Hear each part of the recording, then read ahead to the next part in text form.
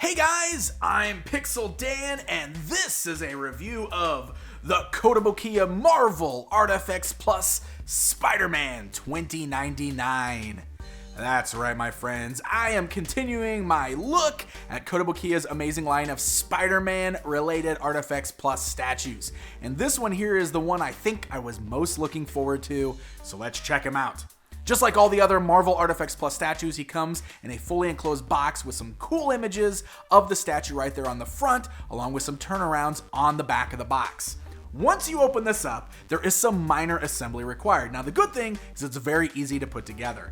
Essentially all we're going to need to do here is take the arms and pop them into the sockets. And you can just look at this little figure here and you can see exactly the way that the arms fit. The pegs are kind of positioned, so there's only one way you can assemble them. You just have to give them a nice firm press to lock them into place. And from experience with these, the good thing is once you put them together, they don't really fall apart because they're not really meant to come back apart once you put them together. They're just PVC statues, so give them a nice firm press. You can lock the arms in socket. You can also attach his cool little spiderweb cape, and then he's pretty much ready to be displayed.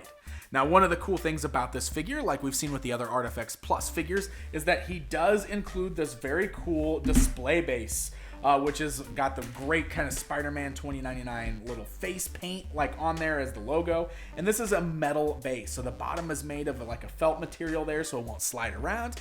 And what's really cool about this is all of the Kotobukiya ArtFX Plus statues have these great magnets embedded in the feet. And 2099 here, since he's in this crouching position, he's also got this extra little piece that plugs onto the back of his foot that will help to keep him balanced. But the magnets work beautifully, so you can see they cling very nicely to that base. That way you can display him anywhere you want to on the base, no need for a peg system, and that will help to keep him balanced and perfectly displayed on your shelf. So once you've got him on that base, Spidey is ready for display. And man, Spider-Man 2099 has always been one of my absolute favorite Spider-Man costumes. So when Kotobukiya first announced they were doing this guy in this line, I was really excited to check it out. And this right here is just a beautiful sculpt. Now, one thing I will say is this is a very dark interpretation of him, and I mean that in the colors.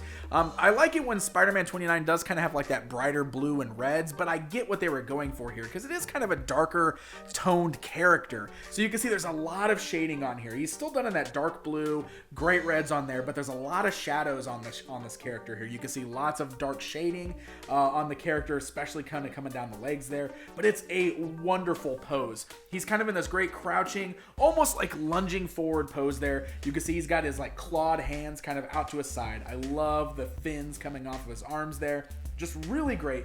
And all of the line work is sculpted on there. So it's not just painted, it is actually line work that you could feel the sculpted like spider skull here on the front and all the details on his face. So it's just a really, really fun looking statue with a great dynamic pose.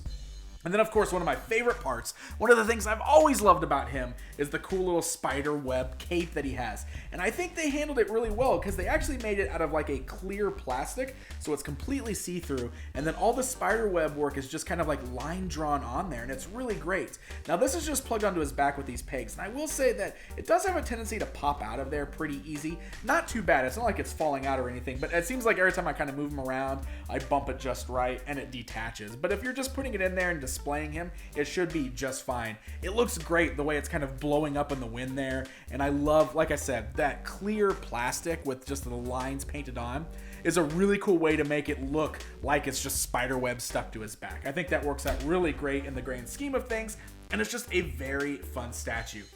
And he displays great alongside any of the others. You know, if you've got Venom or any of the others there, it's pretty neat looking at him standing side by side. So it's in the 1/10 scale, which actually would make him about 7 inches if he was standing upright. But because he's crouching down, you can see he's around 5 inches tall with the cape there. The cape brings him up to about a full 5 inches. So that way you know what to expect. But very beautiful statue, great pose, and just a really cool representation of one of my all-time favorite Spider-Man costumes.